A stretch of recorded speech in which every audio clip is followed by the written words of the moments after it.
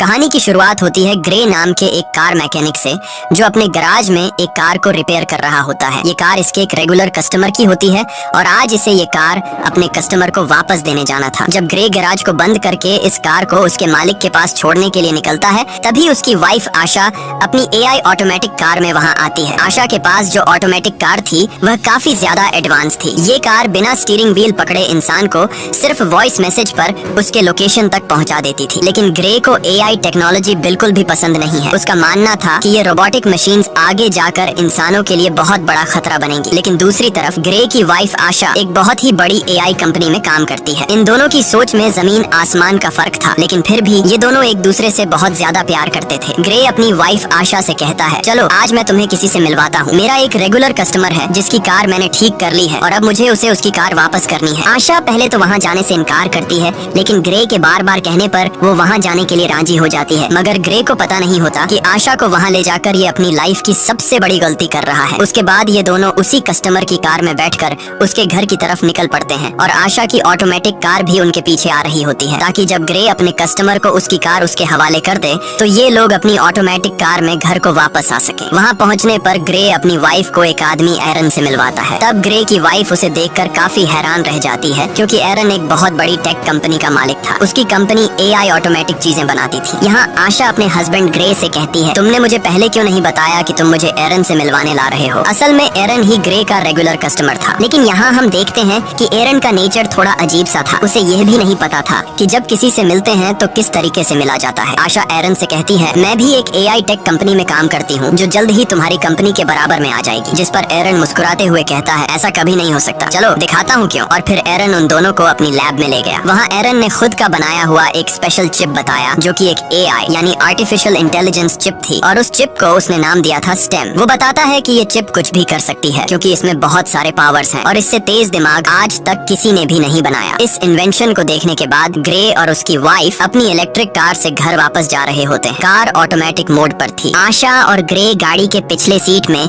Romance में मसरूफ थे, लेकिन तभी अचानक से उनकी कार अपने रास्ते से भटककर दूसरे रास्ते पर चलने लगती है। ग्रे ये नोटिस कर लेता है कि कार वहाँ पर नहीं जा रही जहाँ उसे जाना चाहिए। तब ग्रे की वाइफ अपनी कार को वापस घर के रास्ते पर चलने के लिए कहती है, लेकिन वो कार कहती है कि सिस्टम में कोई खराबी आ गई है। ग्रे मैन्युअली कार की ब्रेक दबाकर उसे रोकने की कोशिश करता है, जिससे कार रुकती नहीं बल्कि उसकी स्पीड और ज्यादा बढ़ जाती है। ये दोनों कार को रोकने की काफी कोशिश करते हैं, लेकिन कार को नहीं रोक पाते, जिसकी वजह से उनकी कार स्पीड ब्रेकर से टकरा जाती है और उलट जाती है। लकीली इस एक्सीडेंट में इन दोनों को ज्यादा चोटें नहीं आती और ये दोनों बच जाते हैं। ये लोग कार से निकलने की कोशिश कर रहे होते हैं कि तभी वहाँ पर एक गाड़ी आकर रुकती है, जिसमें से 4 लोग बाहर आते हैं और वो इन दोनों को कार से बाहर निकालकर पकड़ लेते हैं। उसी जगह पर एक पुलिस ड्रोन कैमरा भी ऊपर से सब कुछ शूट कर रहा होता है, जो उन 4 लोगों को पहचानने की कोशिश कर रहा था, लेकिन ड्रोन उन्हें नहीं पहचान पाता। यहाँ ग्रे को लगता है कि शायद ये लोग चोर हैं। वो उन लोगों से कहता है, प्लीज हमें छोड़ दो और बदले में तुम बेशक हमारी गाड़ी, पैसे सब कुछ ले लो। लेकिन वो लोग ग्रे की कोई बात नहीं सुनते और उनमें से एक आदमी ग्रे की वाइफ को शूट कर देता है। ये देखकर ग्रे पूरी तरह से सुन्न हो जाता है। ग्रे की आंखों के सामने उसकी दुनिया उजड़ गई। वो तेजी से चीखने लग जाता है। उसके बाद ये लोग ग्रे को पकड़कर पहले उससे खूब मारते हैं और फिर यह लोग ग्रे को भी गर्दन के पीछे गोली मार देते हैं। ये लोग ग्रे और आशा का सारा सामान चोरी करके वहाँ से चले जाते हैं। ग्रे की सांसें अभी भी चल रही थी और वो अपनी आंखों के सामने अपनी वाइफ को तड़पता हुआ देख रहा था, लेकिन ग्रे कुछ भी नहीं कर पा रहा था, क्योंकि उसकी बॉडी का कोई भी पार्ट नहीं हिल पा रहा था। और फिर ग्रे की आंखों के सामने उसकी वाइफ की मौत हो जाती है। कुछ देर बाद वहाँ पर पुलिस आ पहुंची। उन्होंने आशा की बॉडी को पोस्टमार्टम के लिए भेज दिया और ग्रे को हॉस्पिटल में एडमिट कर दिया। हॉस्पिटल में 3 महीनों तक इलाज चलने के बाद ग्रे की जान तो बच गई, लेकिन अब वो चलने के काबिल नहीं था। गर्दन के नीचे गोली लगने की वजह से उसका स्पाइनल कॉर्ड टूट गया। कंधे से नीचे उसका पूरा जिस्म पैरालाइज्ड हो गया। और फिर 3 महीनों बाद ग्रे को घर वापस लाया जाता है और यहाँ पर ग्रे व्हील चेयर पर होता है,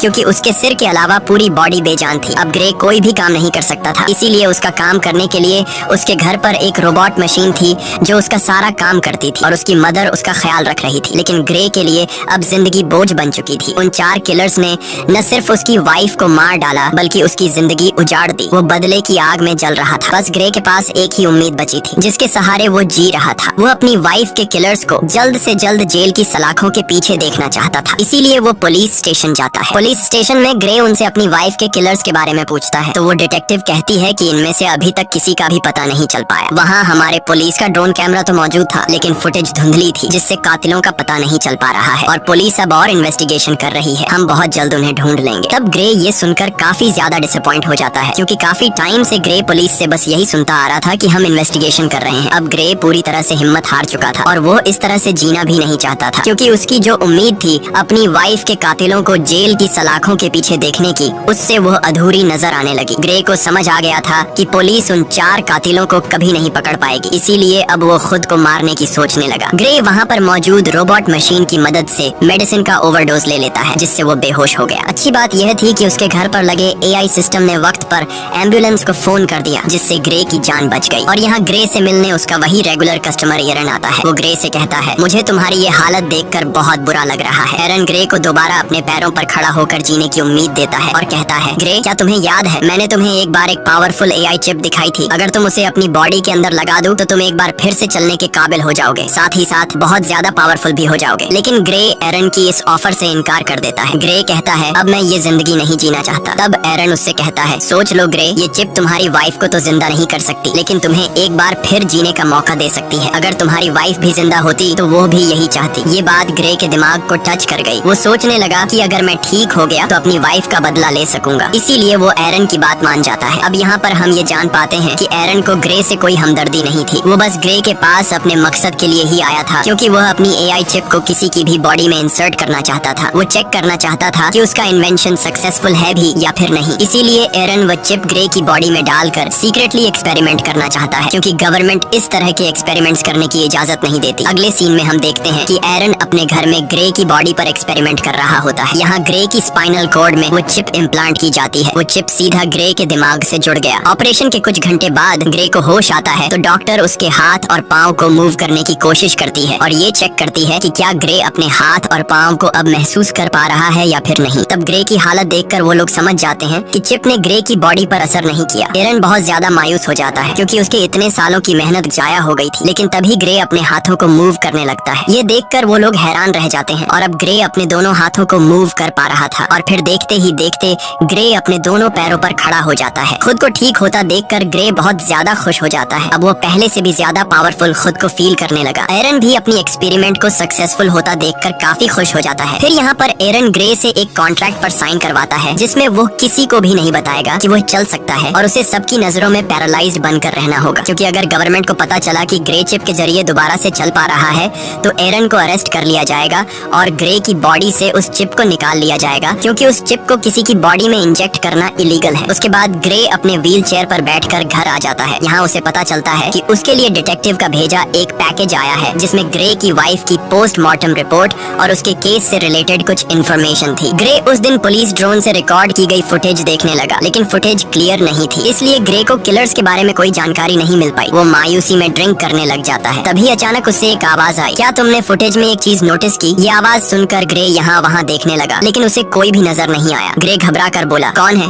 सामने आओ। तभी फिर से आवाज आई, शांत हो जाओ ग्रे, मैं तुम्हारे अंदर की वो AI चिप हूँ, वही सिस्टम जो तुम्हारी बॉडी चला रहा है। यहाँ पर ग्रे सोचता है कि शायद वो पागल हो गया है, जिस पर वो चिप कहती है, नहीं ग्रे, तुम पागल नहीं हुए हो। ऑपरेशन के दिन के बाद मैं तुम्हारे साथ हूँ, तुम जो देख सकते हो वो मैं भी देख सकती हूँ। जिस पर ग्रे ने पूछा कि क्या तुम्हें और कोई सुन सकता है? चिप ने जवाब दिया, नहीं, मुझे सिर्फ तुम ही सुन सकते हो। यहाँ पर वो चिप ग्रे की हेल्प करने की कोशिश करती है, ताकि ड्रोन की मदद से ग्रे को पता चल सके कि उसकी वाइफ को मारने वाले लोग कौन थे। ग्रे के साथ यहाँ पर वो चिप भी सब कुछ देख पा रही थी, जो ग्रे अपनी आंखों से देख सकता था। चिप ग्रे का ध्यान फुटेज में एक किलर की तरफ करती है और कहती है, देखो ग्रे, इन चारों में से एक की बॉडी पर टैटू बना हुआ है, लेकिन ये टैटू बिल्कुल भी क्लियर नहीं दिख रहा था। इसलिए ग्रे बोला, ये तो बहुत ज्यादा ब्लर है, इसे मैं देख नहीं सकता। जिस पर वो चिप कहती है, तुम्हें नहीं दिख रहा, पर मैं तो देख सकती हूँ। मैं इस टैटू का एक क्लियर इमेज बना सकती हूँ, बस तुम एक पेपर और पेंसिल उठा लो। ग्रे के पेपर और पेंसिल उठाने के बाद चिप ग्रे के हाथ की मदद से बिल्कुल परफेक्ट वही टैटू बना लेती है। और जब ग्रे उस टैटू को देखता है तो पता चलता है कि यह एक मिलिट्री टैटू है। रिसर्च करने के बाद ग्रे को उस टैटू वाले आदमी के बारे में पता चल जाता है। ग्रे हैरान रह जाता है कि उस चिप ने तो कुछ ही मिनटों में उस कातिल का टैटू और एड्रेस निकाल कर दे दिया, जो कि पुलिस कई महीनों से इन्वेस्टिगेशन करने के बावजूद भी उन कातिलों को ढूंढ नहीं पाई। ग्रे बहुत खुश हो जाता है,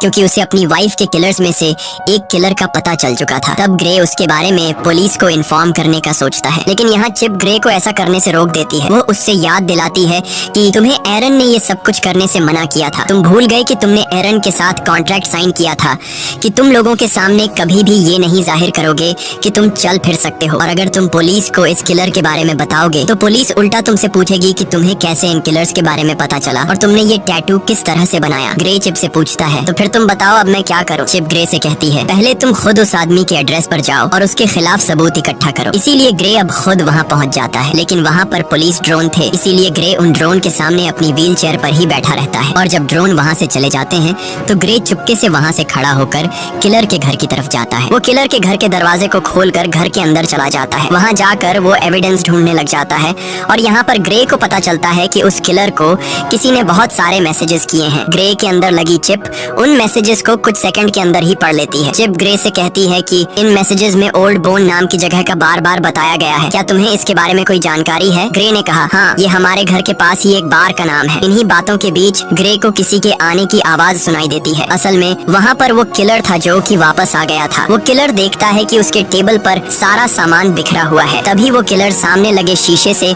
ग्रे को देख लेता है। वो फौरन ग्रे पर हमला कर देता है और उससे पूछता है तुमने मुझे कैसे ढूंढा? तब ग्रे इस बात का कोई जवाब नहीं देता और ग्रे किलर से पूछता है तुम बताओ मेरी वाइफ को किसने मारा था? वो किलर बहुत ज्यादा ताकतवर था, इसीलिए वो ग्रे पर भारी पड़ने लगता है। इससे पहले कि वो ग्रे को मार पाता, ग्रे के अंदर लगी चिप ग्रे से पूछती है तुम मुझे अपनी बॉडी का फुल कंट्रोल दो ताकि मैं कुछ कर सकूं। जिसके बाद ग्रे बिना सोचे समझे उसे परमिशन दे देता है। चिप को परमिशन मिलने के बाद ग्रे एकदम से उस किलर पर अटैक कर देता है और उसे काफी बुरे तरीके से मारने लगता है। वो किलर भी परेशान हो जाता है कि आखिर अचानक इसमें इतनी ताकत कहाँ से आ गई और ग्रे भी सोच में पड़ जाता है कि आखिर मैं इतना ताकतवर कैसे हो गया। यहाँ पर ग्रे उस किलर को खुद के हवाले करने के लिए कहता है, लेकिन वो किलर उस पर एक नाइफ से अटैक कर देता है। तो वो चिप सारी सिचुएशन को संभालते हुए उस किलर को मार डालती है और तब वो चिप किलर को मारने के बाद बॉडी कंट्रोल ग्रे को वापस दे देती है। ये देखकर ग्रे बहुत परेशान हो जाता है क्योंकि वो किलर को जान से मारना नहीं चाहता था। उसे लगा कि अब उसका जेल जाना पक्का है। वो चिप ग्रे से कहती है कि घबराओ मत ग्रे, तुम्हें कुछ नहीं होगा, बस तुम यहाँ जल्दी से अपने सारे फिंगरप्रिंट्स मिटा दो। अब यहाँ पर वो चिप जैसे कहती है ग्रे बिल्कुल वैसे ही करता है। कुछ देर बाद पुलिस उस आदमी की बॉडी को पोस्टमार्टम के लिए ले गई, जहाँ हम उस डिटेक्टिव को देख पाते हैं। डिटेक्टिव को पोस्टमार्टम के दौरान पता चला कि उसकी बॉडी के अंदर एक वेपन इंसर्ट था और साथ साथ उसकी पूरी बॉडी में छोटी छोटी वायर्स थी। यानी वो किलर एक अपग्रेडेड इंसान था जो किसी भी आम इंसान से काफी ज्यादा पावरफुल था। दूसरी तरफ एरन ग्रे पर काफी गुस्सा करता है, तुमने उस किलर को क्यों मारा? ये काम काफी रिस्की था, अगर तुम पकड़े जाते तो तुम्हारे साथ मैं भी जेल चला जाता। मैंने इस चिप को तुम्हारे अंदर इसलिए इंसर्ट नहीं किया कि तुम अपनी वाइफ का बदला लो, और अगर दोबारा तुमने इस तरह की कोई हरकत की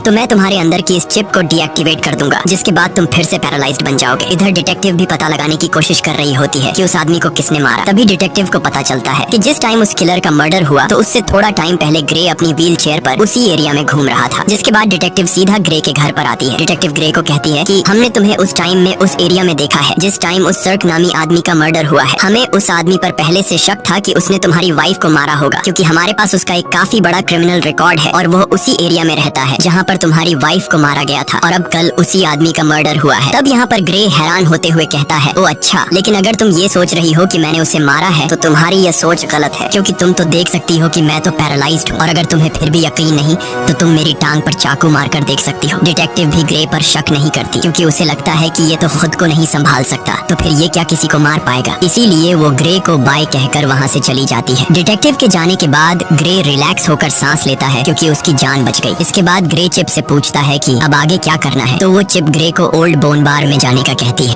वो चिप कहती है याद है हमें उस किलर के घर से मैसेजेस में कई दफा इस बार के बारे में बताया गया था, हमें वहाँ पर जाना चाहिए, शायद तुम्हें वहाँ कोई क्लू मिल जाए। इसके बाद हम देखते हैं कि ग्रे उसी बार में जाता है। ये बार बहुत ज्यादा खतरनाक थी, सब के सब वहाँ पर गुंडे बैठे हुए थे। ग्रे यहाँ आकर ऊंची आवाज से कहता है मैं कुछ दिन पहले सर्क नाम के एक आदमी को मार चुका हूँ, लेकिन मुझे पता है कि उसके साथ 3 लोग और भी थे जिन्होंने मेरी वाइफ को मार डाला। अगर कोई भी सर्क के साथ इस मर्डर में शामिल था तो वो अपना हाथ उठाए। ये सुनकर सब ग्रे पर हंस पड़ते हैं। तभी टोलन नाम का एक लंबे कद का आदमी उठा और उसने ग्रे से कहा घर जा बच्चे, वरना मैं तुझे भी तुम्हारी वाइफ के पास पहुंचा दूंगा। ग्रे समझ गया कि टोलन भी मेरी वाइफ को मारने में शामिल था। ग्रे जवाब देता है पता है मरने से पहले सर्क भी तुम्हारी तरह यही बोल रहा था। ये सुनकर टोलन को बहुत ज्यादा गुस्सा आया। वो अपने आदमियों के साथ ग्रे को अकेले में ले जाकर व्हील चेयर से उठाकर जमीन पर गिरा देते हैं। तब ग्रे उससे पूछता है क्या तुम भी वहाँ पर उन लोगों के साथ शामिल थे जिन्होंने मेरी वाइफ को मारा था? तो टोलन कहता है हाँ मैं भी उनमें शामिल था, बस फिर क्या। ये सुनकर ग्रे चिप को अपनी पूरी बॉडी का कंट्रोल दे देता है, जिसके बाद चिप की मदद से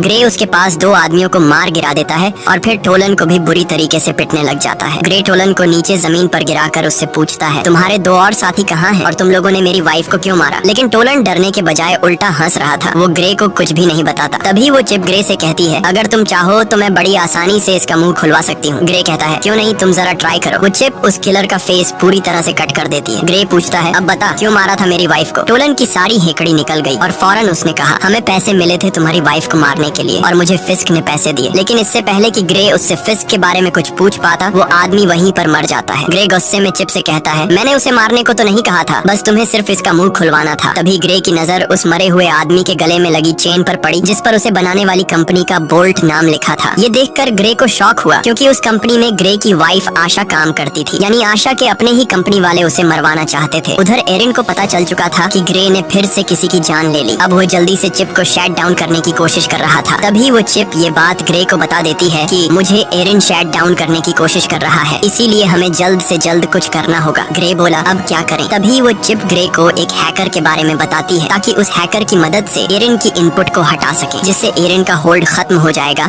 और वो कुछ भी नहीं कर पाएगा। चिप ग्रे को जेमी नाम के एक हैकर का पूरा एड्रेस दे देती है। इसके बाद ग्रे उस हैकर के पास जाने लगता है। कुछ देर बाद ग्रे उस हैकर के फ्लैट तक पहुंच जाता है, लेकिन दूसरी तरफ एरिन उस चिप को 30% शट डाउन कर देता है, जिससे ग्रे की एक टांग पैरालाइज हो जाती है। लेकिन ग्रे फिर भी हिम्मत करके ऊपर जाता है। एरिन तेजी से चिप को शट डाउन करने के काम पर लगा रहता है, जिससे ग्रे का एक हाथ और एक पांव पैरालाइज हो जाता है। लेकिन इससे पहले कि एरिन ग्रे को पूरी तरह से पैरालाइज कर देता, ग्रे हैकर के डोर तक पहुंच जाता है। इसके बाद एरिन ग्रे को 100% शट डाउन कर देता है। अब ग्रे पूरी तरह से पैरालाइज हो चुका था। अच्छी बात ये थी कि ग्रे हैकर के दरवाजे तक पहुंचकर नॉक कर चुका था। इसके बाद जेमी नाम का एक हैकर दरवाजा खोलता है। ग्रे ने जेमी को कुछ पैसे दिए और जो कुछ चिप ने उसे समझाया था वो उसने हैकर से कहा। हैकर ने ग्रे को घर के अंदर लाया और उसके कोडिंग में काम शुरू कर दिया। तभी हम दूसरी तरफ उस बार में दो आदमियों को देखते हैं जहाँ ग्रे ने टोलन को मारा था। उनमें एक तो वही आदमी था जिसने ग्रे की वाइफ को गोली मारी थी और उसी का नाम फिस्क है। अब यहाँ पर फिस्क बार के ओनर पर गुस्सा करता है, क्योंकि ग्रे उसके एक आदमी को मारकर चला गया और बार के ओनर ने कुछ भी नहीं किया। फिस्क उस बार के ओनर को मार देता है। फिस्क अपने साथी को मरा हुआ देखकर बहुत ज्यादा गुस्सा हो जाता है। यहाँ पर फिस्क अपने साथी की आंख में एक पतली सी पिन घुसाता है और उस पिन डिवाइस से फिस्क को सब कुछ पता चलता है और उसे यह भी पता चल जाता है कि इस वक्त ग्रे कहाँ पर है। इसके बाद फिस्क और उसका साथी वहाँ जाने के लिए निकलते हैं। दूसरी तरफ हैकर ने ग्रे के सिस्टम को फ्री कर दिया। बस अब चिप को सिर्फ रीस्टार्ट करने की देर थी और हैकर ग्रे को बताता है कि कुछ देर बाद तुम्हारे अंदर लगी चिप रिबूट हो जाएगी। तभी वह हैकर देखता है कि दो लोग यहाँ पर आ रहे हैं और वह दो लोग थे फिस्क और उसका साथी। इसके बाद फिस्क और उसका साथी दरवाजा तोड़ने की कोशिश करते हैं, जहाँ पर वह चिप ग्रे की बॉडी में फिर से बूट होने लगती है, जिससे ग्रे का एक हाथ दोबारा काम करने लगता है। यहाँ पर फिस्क और उसका साथी दरवाजा तोड़कर अंदर आ जाते हैं। अंदर आकर वह दोनों देखते हैं कि ग्रे जमीन पर पैरालाइज पड़ा हुआ है। जैसे ही ये दोनों ग्रे को मारने वाले थे, तभी अचानक ग्रे की बॉडी के अंदर लगी चिप रिस्टार्ट हो जाती है और ग्रे फौरन वहाँ से भागने लगता है। तब यहाँ पर फिस्क का साथी भी फायरिंग करते हुए उसका पीछा करता है। ग्रे खुद को बचाते हुए ऊपर बिल्डिंग की छत पर चढ़ जाता है। अब आगे जाने का कोई रास्ता नहीं था, इसलिए ग्रे वहीं पर रुक जाता है। यहाँ पर वह चिप अपनी पावर दिखाती है और बड़ी ही बेरहमी से फिस्क के साथी को मार देती है। जब तक फिस्क वहाँ पर आता है तब तक ग्रे वहाँ से जा चुका होता है। इसके बाद ग्रे जब अपने घर आता है तो उसकी मदर उसे देख लेती है कि उसकी पूरी बॉडी पर खून लगा हुआ है। साथ ही ग्रे अपने पैरों पर भी खड़ा हुआ है, यानी अब वह पैरालाइज नहीं है। इसके बाद ग्रे अपनी मदर को इस सब के बारे में बता देता है कि वह किस तरह से एरिन की चिप की वजह से दोबारा ठीक हो गया है। साथ ही ग्रे अपनी मदर को इस बात को सीक्रेट रखने के लिए भी कहता है। उधर एरिन बहुत ज्यादा टेंशन में होता है, क्योंकि उसके हाथ से अब ग्रे और वह चिप निकल चुके थे। उस हैकर के इनपुट डालने के बाद एरिन उसे ट्रैक नहीं कर पा रहा था। इसके बाद ग्रे की मदर वहाँ पर आकर उसे बताती है कि वह डिटेक्टिव आई है। यहाँ पर डिटेक्टिव ग्रे से कहती है कि तुम्हारी व्हील चेयर उस जगह से मिली है जहाँ पर दूसरा मर्डर हुआ है, तुम इस बारे में क्या कहोगे? इस पर ग्रे कहता है, हाँ मैं वहाँ पर था, लेकिन मैंने किसी को नहीं मारा। अब डिटेक्टिव को भी ग्रे पर शक होने लगा था। तब डिटेक्टिव उससे कहती है कि 3 लोग मारे जा चुके हैं और तीनों वही हैं जिन पर हमें शक था कि उन्होंने ही तुम्हारी वाइफ को मारा होगा, और हर बार तुम वहाँ पर पाए जाते हो जहाँ पर मर्डर होता है, तो हो सकता है तुम किसी को पैसे देकर ये सारे मर्डर्स करवा रहे हो। तब ग्रे उससे कहता है, अगर आपको ऐसा लगता है तो आप मेरी कॉल रिकॉर्ड चेक कर सकती हैं। तब यहाँ पर वह डिटेक्टिव कुछ नहीं कह पाती और जाते वक्त वह चुपके से ग्रे की जेब में माइक्रोफोन डालकर चली जाती है। ग्रे को अब रियलाइज होने लगा कि कातिलों को सजा देने के जुनून में अब वह खुद एक कातिल बन चुका है। ग्रे कहता है, अब मुझे ये सब कुछ बंद करना होगा। तो वह चिप कहती है, नहीं ग्रे, हमें इस आखिरी आदमी को मारना होगा जिसका नाम फिस्क है, क्योंकि अगर हमने इसे नहीं मारा तो वह हमें मार देगा। लेकिन ग्रे अब और किसी को नहीं मारना चाहता था, इसलिए वह चिप से कहता है, बस अब बहुत हो गया, तुम मेरे दिमाग से निकल जाओ। तभी ग्रे की बॉडी अनकंट्रोल होकर पीछे तकिए पर गिर जाती है। ग्रे ने चिप से परेशान होकर पूछा, मैं हिल क्यों नहीं पा रहा हूँ? इसके बाद वह चिप ग्रे को कहती है, उस हैकर ने जो कोड मेरे सिस्टम में एंटर किए हैं उसकी वजह से मैं पूरी तरह से आजाद हो चुकी हूँ। इसका मतलब ये है कि अब वह चिप ग्रे की परमिशन के बिना वो सारे काम कर सकती है। ग्रे, अब मुझे तुम्हारी बॉडी का फुल कंट्रोल मिल चुका है। अब तुम मेरी मर्जी के मुताबिक चलोगे। अगर मैं चाहूँ तो तुम अपने हाथ की एक उंगली तक हिला नहीं पाओगे। ये सुनकर ग्रे के गले में सांसें अटक गईं। यहाँ पर ग्रे और चिप आपस में जो बातें कर रहे थे, दूसरी तरफ डिटेक्टिव भी वह सारी बातें सुन रही थी, क्योंकि उसने ग्रे के पॉकेट में एक माइक्रोचिप डाला था। लेकिन यहाँ पर डिटेक्टिव को ये बात समझ नहीं आती कि ग्रे जिसे बात कर रहा है आखिर वो है कौन। इसके बाद चिप ने ग्रे से कहा, अब चलो ग्रे, हमें उस आखिरी कातिल को खत्म करना है। अब ग्रे अपनी बॉडी पर पूरी तरह से कंट्रोल खो चुका था, इसलिए चिप उनसे जो कहता वो मानने को तैयार हो जाता है। ग्रे ने एक गन उठाई और फिस्क को मारने की तैयारी करने लगा। उसकी मदर उसे रोकने की कोशिश करती है, लेकिन वो उसे अनसुना करके गाड़ी में बैठकर निकल पड़ता है। यहाँ पर डिटेक्टिव भी ग्रे का पीछा करने लगती है। इसके बाद ग्रे को अपनी पॉकेट से वो माइक्रोफोन मिल जाता है, तो वो चिप कहती है कि यह माइक्रोफोन जरूर उस डिटेक्टिव ने ही रखा होगा। ग्रे माइक्रोफोन फेंकता है और उसे पता चलता है कि डिटेक्टिव उसका पीछा कर रही है। तब डिटेक्टिव से पीछा छुड़वाने के लिए वो चिप एक इलेक्ट्रिक कार को हैक करके डिटेक्टिव की गाड़ी से एक्सीडेंट करवा देती है, जिससे ये डिटेक्टिव को पीछे छोड़ देते हैं। इसके बाद डिटेक्टिव ग्रे की मदर के पास जाती है और उस सब के बारे में पूछती है जो वहाँ पर चल रहा था। उधर ग्रे फिस्क को ढूंढ लेता है और वो गन पॉइंट पर उसे पूछता है कि मेरी वाइफ को तुमने क्यों मारा। जिस पर फिस्क कहता है, हमारा तुम्हारी वाइफ के साथ कोई लेना देना नहीं था, हमारा निशाना सिर्फ तुम थे, हमारा मकसद तुम्हारी रीढ़ की हड्डी काटना था। जब मैंने तुम्हारे गले में गोली मारी तुमने समझा कि वो गोली थी, लेकिन असल में वो एक मेडिकल टूल था जिसने तुम्हारा स्पाइनल कोड डैमेज कर दिया। और तुम्हारी वाइफ, उसे तो हमने सिर्फ एक्स्ट्रा पैसों के लिए मार दिया था। ये सुनकर ग्रे गुस्से से भड़क उठा और अब उन दोनों के बीच फाइट शुरू हुई। फिस्क भी एक अपग्रेड ह्यूमन था, लेकिन पुराने मॉडल का, इसीलिए वो ग्रे की पावर के सामने ज्यादा देर तक टिक नहीं पाया और ग्रे फिस्क को बड़ी बेरहमी से मार देता है। इसके बाद ग्रे उसका फोन चेक करने लगता है, तो फोन रिकॉर्डिंग से ग्रे को पता चलता है कि यह सब के पीछे कोई और नहीं बल्कि एरन है। उसी ने ग्रे की वाइफ को मरवाया और ग्रे को पैरालाइज कर दिया। अब ग्रे बिना कुछ सोचे एरन को मारने के लिए उसके घर में जाता है, लेकिन वहाँ एरन अकेला बैठकर रो रहा था। ग्रे ने एरन से पूछा, क्यों किया ऐसा तुमने? मैंने तुम्हारा क्या बिगाड़ा था? एरन कहता है, ये सब मेरी प्लानिंग नहीं थी, मैंने तुम्हारी वाइफ को नहीं मरवाया। ग्रे कहता है, झूठ मत बोलो, मैंने तुम्हारी रिकॉर्डिंग मोबाइल पर सुन ली है। इससे पहले कि ग्रे एरन को मार पाता, पीछे से डिटेक्टिव आकर ग्रे को गन फेंकने के लिए कहती है और जैसे ही डिटेक्टिव ग्रे के पास आती है तो ग्रे डिटेक्टिव को गिरा देता है। अब यहाँ उस डिटेक्टिव को ग्रे मारना नहीं चाहता था, लेकिन वो चिप मारना चाहती थी। ग्रे अपनी पूरी जान लगाकर डिटेक्टिव के गले से अपना हाथ हटा लेता है। अब चिप ग्रे से कहती है, क्या अब तुम मुझसे ही लड़ना चाहते हो? तुम्हें पता नहीं है कि तुम्हारा दिमाग मेरे कंट्रोल में है, तुम जानते हो कि मैं तुम्हें दर्द भी दे सकती हूँ। इसके बाद वो चिप ग्रे के हाथ से चाकू उठाती है और उसके दूसरे हाथ में दे मारती है, जिससे ग्रे चीखने लग जाता है। ग्रे अब फिर से डिटेक्टिव को मारने के लिए आगे बढ़ा। वो उसे मारने ही वाला था कि डिटेक्टिव उसे टेजर गन से शॉक दे देती है, जिससे वो नीचे गिरकर पैरालाइज हो जाता है। इसके बाद एरन हाथ में बंदूक लिए ग्रे की तरफ आगे बढ़ा और यहाँ पर होता है मूवी का मेन प्लॉट रिवील। यहाँ पर एरन कहता है, इस चिप को मैंने बनाया था और तुमसे पहले मैं इस चिप से बातें करता था और मुझे चिप ने बताया कि वो इंसानों की तरह बनना चाहती है। मैंने वही किया जो तुम्हारे गले में लगी चिप ने मुझसे करवाया। फिस्क को कॉन्ट्रैक्ट देकर तुम्हारी वाइफ को मरवाना, तुम्हें पैरालाइज करना और तुम्हारी गर्दन पर वो चिप लगवाना, सब कुछ उसी चिप का प्लान था। मैंने इस चिप को बनाया तो है, लेकिन मैं इसे पूरी तरह कंट्रोल नहीं कर सका। ये चिप किसी इंसान के शरीर में घुसकर उसे अपनी मर्जी के फैसले करवाना चाहती थी और इस चिप ने तुम्हें चूज किया था। ये बातें सुनकर ग्रे काफी हैरान हो जाता है। एरन बताता है कि ये चिप मुझे मारना चाहती है क्योंकि अगर मैं जिंदा रहा तो इसी के जैसी एक और एआई चिप बना दूंगा और चिप यह नहीं चाहती कि इस जैसा और कोई भी हो, इसीलिए वो मुझे मारना चाहती है। और यहाँ पर वह चिप कहती है, हाँ यह मेरा ही प्लान था, मैं जिंदा इंसान बनना चाहती थी, इसीलिए मैंने यह सब कुछ कर दिया। इस बार इस चिप की बातों को एरन और डिटेक्टिव भी सुन पाते हैं। यहाँ पर वह चिप एक बार फिर से एक्टिवेट हो जाती है और वह फौरन एरन को मार देती है। अब वह चिप डिटेक्टिव को भी मारने की कोशिश करती है। यहाँ पर ग्रे पूरा जोर लगाकर उसके निशाने को गलत कर देता है। गुस्से में आकर चिप ने ग्रे की गर्दन पर पिस्टल तान दी और अगले ही पल कुछ अजीब हुआ। जब ग्रे की आंख खुलती है तो खुद को एक हॉस्पिटल की बेड पर पाता है। यहाँ पर वह चिप को आवाज देता है, लेकिन उसे कोई भी रिस्पॉन्स नहीं आता और तभी उसकी वाइफ भी उसके सामने ही होती है। उसकी वाइफ उसे बताती है कि हमारा एक्सीडेंट हो गया था और तुम बहुत दिनों से बेहोश थे। तो फिर क्या ये सब कुछ एक सपना था? बिल्कुल नहीं। असल में इस चिप ने ग्रे के दिमाग को उसके शरीर से बिल्कुल डिस्कनेक्ट कर दिया था और उसे एक खूबसूरत उसके सपनों की दुनिया में भेज दिया। ग्रे का माइंड वहाँ पर खो गया था, जबकि उसका शरीर असली दुनिया में चिप के कंट्रोल में था। चिप अब डिटेक्टिव को भी मारने वाली थी। डिटेक्टिव उससे कहती है, ग्रे तुम ऐसा नहीं कर सकते। तो वह चिप कहती है, ग्रे अब यहाँ पर नहीं है, वह बहुत ही अच्छी जगह पर है, अपने सपनों की दुनिया में जहाँ उसे होना चाहिए और अब इस बॉडी पर मेरा कब्जा है। और यह कहकर वह चिप डिटेक्टिव को शूट कर देती है और इसी के साथ ये कहानी खत्म हो जाती है। अगर वीडियो आपको अच्छी लगी हो तो हमारे चैनल को सब्सक्राइब और वीडियो को लाइक जरूर कीजिएगा।